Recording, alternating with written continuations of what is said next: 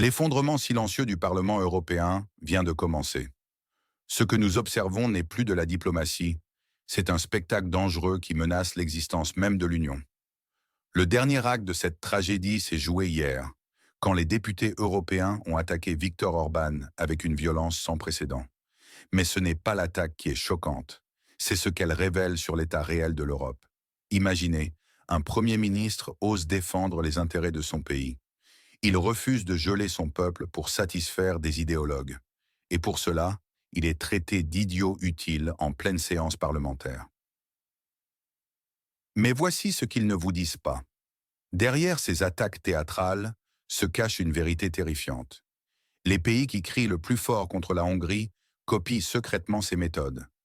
Les mêmes qui accusent Orban construisent des murs aux frontières. Ceux qui le condamnent négocient en coulisses pour leur propre survie énergétique. Ce n'est plus une crise politique, c'est une guerre pour la survie. Et pendant que Bruxelles joue au théâtre, des décisions sont prises qui affecteront directement votre vie quotidienne. Regardez attentivement. La Hongrie n'est pas l'ennemi, elle est le miroir. Un miroir que l'establishment européen ne peut pas supporter, car il révèle leur hypocrisie. Et savez-vous pourquoi ils ont si peur? Parce que d'autres pays pourraient en suivre. Les prix de l'énergie explosent, l'inflation dévore vos économies, mais au lieu de solutions, on vous offre un spectacle qui cache une réalité encore plus inquiétante. L'Europe n'est plus capable de protéger ses propres citoyens. La question n'est plus de savoir qui a raison. La vraie question est, qui sera le prochain à être sacrifié sur l'autel de l'idéologie bruxelloise? Les récentes sessions du Parlement européen révèlent une fracture profonde qui secoue les fondements même de l'Union. Au cœur de cette tempête politique, Viktor Orban et sa Hongrie qui défient ouvertement l'orthodoxie bruxelloise. L'hypocrisie atteint des sommets vertigineux. Alors que certains pays condamnent publiquement la Hongrie pour ses liens énergétiques avec la Russie, leurs propres pratiques commerciales racontent une toute autre histoire. Des révélations troublantes émergent. L'Allemagne accueille 300 000 travailleurs russes, la France 60 000, quand la Hongrie n'en compte que 7 000. Mais qui fait les gros titres? Les chiffres sont encore plus stupéfiants dans le secteur énergétique. Depuis le début des tensions, les nations occidentales ont augmenté leurs importations de pétrole russe de 44% via des intermédiaires en Turquie et en Inde. Un système sophistiqué de réétiquetage et de transit permet de masquer l'origine réelle des ressources. Cette mascarade révèle une vérité dérangeante. Pendant que Bruxelles prêche la vertu, les grandes puissances européennes orchestrent un vaste réseau de contournement des sanctions. Des milliards d'euros transitent chaque mois par l'Asie centrale, créant une façade de conformité pendant que le commerce continue sous de nouveaux pavillons. Orban, lui, maintient une position claire. La Hongrie privilégie les intérêts nationaux et la transparence. Sa constitution protège les valeurs traditionnelles, la famille, pendant que d'autres États membres s'empêtrent dans leurs contradictions. Mais au-delà du cas hongrois, c'est tout l'édifice européen qui vacille. Comment maintenir une union politique quand la duplicité devient la norme? Les prochaines semaines seront cruciales, car un acteur inattendu s'apprête à bouleverser cet équilibre précaire. Les récents développements au Parlement européen reflètent une tension croissante entre la réalité économique et l'idéologie politique. Au cœur de ce débat se trouve la Hongrie de Viktor Orban, qui maintient une position pragmatique face aux défis énergétiques. Contrairement à ses voisins européens qui s'efforcent de masquer leurs importations énergétiques, Budapest poursuit ouvertement sa coopération avec Moscou. Cette transparence, bien que critiquée, s'est révélée judicieuse. Tandis que d'autres nations européennes font face à une inflation galopante et des coûts énergétiques exorbitants, la Hongrie bénéficie de contrats stables et de prix maîtrisés. La stratégie d'Orban repose sur un calcul simple. La stabilité énergétique prime sur les déclarations politiques. Cette approche, initiée dès 2021, a permis à la Hongrie d'éviter les turbulences du marché quand les prix ont décuplé. Pendant que certains pays fermèrent leurs industries ou recommandaient à leurs citoyens de porter des pulls, Budapest maintenait une température confortable. L'ironie de la situation n'échappe à personne. Certains pays qui ont bruyamment rompu leurs liens avec la Russie achètent maintenant le même gaz via des intermédiaires, à des prix bien plus élevés. Cette gymnastique logistique, où le gaz parcourt parfois 4 pays avant d'atteindre sa destination, illustre l'absurdité de certaines positions politiques.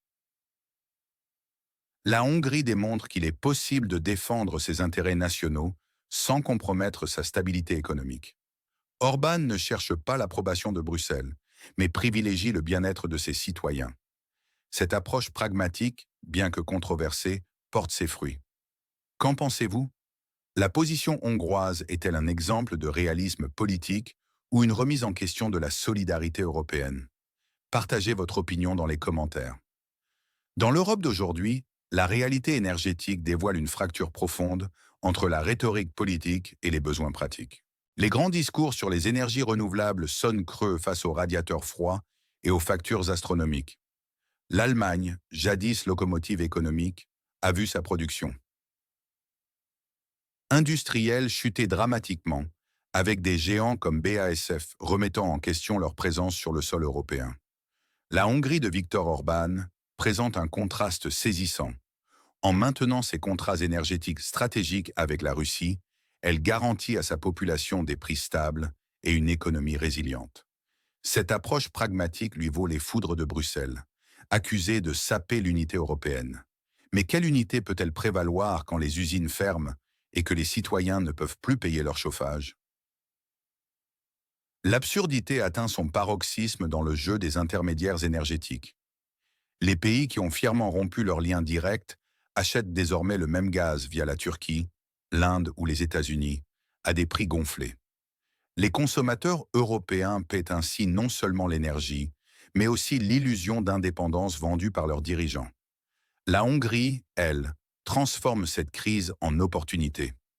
Sans esclandre, mais avec fermeté, Orban navigue entre les exigences de Bruxelles et les intérêts de son peuple. Les résultats parlent d'eux-mêmes. Inflation maîtrisée, coût de la vie stable, croissance économique solide. Pendant ce temps, l'Allemagne injecte des milliards pour compenser la crise, sans réel succès. Les entreprises continuent de souffrir, les ménages s'inquiètent. La réalité économique défie quotidiennement les beaux discours sur l'unité européenne. Que pensez-vous de cette situation? Les autres pays européens devraient-ils suivre l'exemple hongrois? Partagez votre opinion dans les commentaires. Le théâtre politique européen continue de nous offrir un spectacle fascinant. Les critiques envers la Hongrie ne sont ni des sanctions ni des menaces réelles. C'est un rituel permettant à l'Europe de maintenir l'illusion de son unité. Les reproches publics à Budapest sont une forme de théâtre où chacun joue son rôle. Viktor Orban, familier de la position d'allié inconfortable, transforme habilement les accusations en capital politique. Son électorat ne souffre pas des commentaires de Bruxelles. Au contraire, ses attaques confirment la justesse de sa politique de souveraineté. La situation énergétique n'est qu'un exemple. D'autres domaines comme l'immigration, la politique familiale et l'identité culturelle irritent la bureaucratie européenne. Mais Budapest maintient fermement sa ligne, parfois brutalement, parfois diplomatiquement, toujours avec cohérence. Le contexte intra-européen est révélateur. De nombreux pays de l'UE font face à des défis similaires, mais n'osent pas protester ouvertement. Le coût politique est trop élevé. Pourtant, l'exemple hongrois devient de plus en plus attrayant pour ceux qui sont las des directives. L'irritation concernant l'indépendance hongroise révèle moins une question morale que la peur d'un précédent. Si un pays peut agir ainsi, pourquoi pas les autres? La façade fragile de la volonté collective pourrait s'effondrer. La Hongrie fait exactement ce que font beaucoup d'autres, mais sans se cacher. Ce que d'autres organisent via des intermédiaires, Orban le signe personnellement, officiellement. Il ne parle pas de compromis ni de responsabilité historique. Il appelle simplement les choses par leur nom. Les tentatives d'isoler la Hongrie se sont révélées non seulement inefficaces, mais parfois comiques. Les accusations de manque de solidarité et d'orientation pro-russe sont si fréquentes qu'elles ont perdu leur poids. Que pensez-vous de cette situation? Le pragmatisme hongrois est-il une menace ou un exemple à suivre? Partagez votre opinion dans les commentaires. Mes chers auditeurs, aujourd'hui nous analysons un phénomène fascinant qui se déroule au cœur de l'Europe. La Hongrie de Viktor Orban se retrouve une fois de plus dans la tourmente médiatique, accusée d'espionnage contre les institutions européennes. Une histoire qui ressemble étrangement à un scénario bien rodé. En 2024, les médias occidentaux ont lancé une campagne synchronisée, accusant les services secrets hongrois d'avoir espionné des responsables de l'UE. Des accusations spectaculaires, mais curieusement dépourvues de preuves concrètes. Pas de rapport technique, pas de correspondance compromettante, pas d'arrestation. Rien que des allégations. La réponse de Budapest a été remarquablement calme. Un simple mot. Fake. Cette réaction posée contraste avec l'hystérie médiatique orchestrée. Et pour cause, nous connaissons bien ce double standard.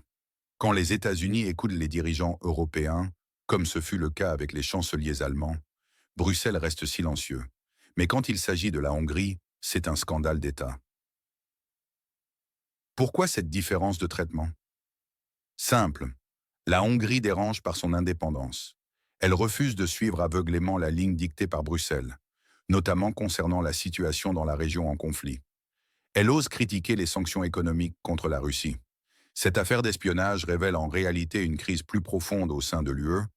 Bruxelles peine à maintenir sa discipline, tandis qu'Orban démontre qu'on peut résister aux pressions. Ironiquement, ces attaques renforcent son soutien populaire en Hongrie. Les citoyens hongrois comprennent que leur pays est ciblé précisément parce qu'il défend sa souveraineté. Chaque nouvelle accusation non prouvée ne fait que confirmer leur méfiance envers les institutions européennes. Que pensez-vous de cette situation? La Hongrie a-t-elle raison de résister aux pressions de Bruxelles? Partagez votre opinion dans les commentaires. Les récents développements au sein de l'Union européenne révèlent une inquiétante tendance à l'application sélective des valeurs démocratiques. Le cas de la Hongrie est particulièrement révélateur de cette dynamique troublante. Observons d'abord le traitement différencié des situations nationales. Les protestations en France sont considérées comme une affaire interne, tandis que les réformes législatives hongroises sont immédiatement qualifiées d'atteinte aux libertés fondamentales. Cette disparité de traitement pose question. Plus préoccupant encore est l'utilisation des fonds européens comme instrument de pression politique. La suspension de près de 30 milliards d'euros destinés à la Hongrie, officiellement justifiée par des préoccupations concernant l'état de droit, apparaît clairement comme un moyen de coercition politique. Le Premier ministre Viktor Orban a répondu à cette stratégie avec fermeté, utilisant le droit de veto de la Hongrie comme levier de négociation. Une approche qui démontre que même un État membre de taille moyenne peut résister aux pressions de Bruxelles. La question de l'éducation illustre parfaitement ces doubles standards. L'affaire de l'Université d'Europe centrale a été présentée comme une attaque contre la liberté académique, alors qu'il s'agissait essentiellement d'une question de juridiction. Les médias constituent un autre point de friction. La réforme des médias publics hongrois et le renforcement du contrôle sur les financements étrangers ont été condamnés, tandis que des mesures similaires dans d'autres pays membres passent inaperçues. Cette situation révèle une transformation inquiétante de l'UE. D'une union d'États égaux, elle devient progressivement un système où la conformité idéologique prime sur le respect des souverainetés nationales. Que pensez-vous de cette évolution de l'Union européenne? Partagez votre opinion dans les commentaires. Bulletin d'information politique. La situation au sein de l'Union européenne devient de plus en plus tendue, avec la Hongrie de Viktor Orban qui continue de défier le consensus bruxellois. Ce qui est particulièrement frappant, c'est la manière dont Budapest utilise les règles mêmes de l'UE pour défendre ses intérêts nationaux. Les citoyens hongrois ne perçoivent pas la politique d'Orban comme une confrontation, mais comme une protection légitime. Dans un pays où la mémoire des pressions externes reste vive, le droit de veto est vu comme un outil de défense contre les décisions imposées. La logique d'Orban est pragmatique. Pourquoi abandonner des leviers qui fonctionnent? La Hongrie rappelle simplement à Bruxelles que ses propres règles exigent l'unanimité. Ce n'est pas une question de consensus flou, mais de voix individuelle de chaque État membre. En matière énergétique, pendant que l'Allemagne cherche désespérément des alternatives coûteuses, la Hongrie prolonge tranquillement ses contrats existants et en conclut de nouveaux, publiquement et sans complexe. Cette approche démontre qu'une autre voie est possible.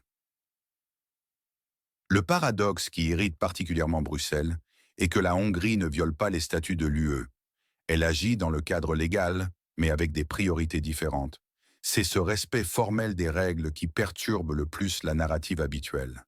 L'Union européenne se retrouve piégée par ses propres principes. Elle ne peut ni exclure la Hongrie, ni forcer Orban à se soumettre, ni ignorer sa position si elle veut continuer à fonctionner comme une union. La popularité d'Orban reste stable malgré les pressions externes, démontrant qu'il s'agit d'une alternative systémique soutenue par les citoyens, pas d'un simple caprice politique. Que pensez-vous de cette situation? La Hongrie a-t-elle raison de défendre ainsi ses intérêts nationaux au sein de l'UE? Partagez votre avis dans les commentaires.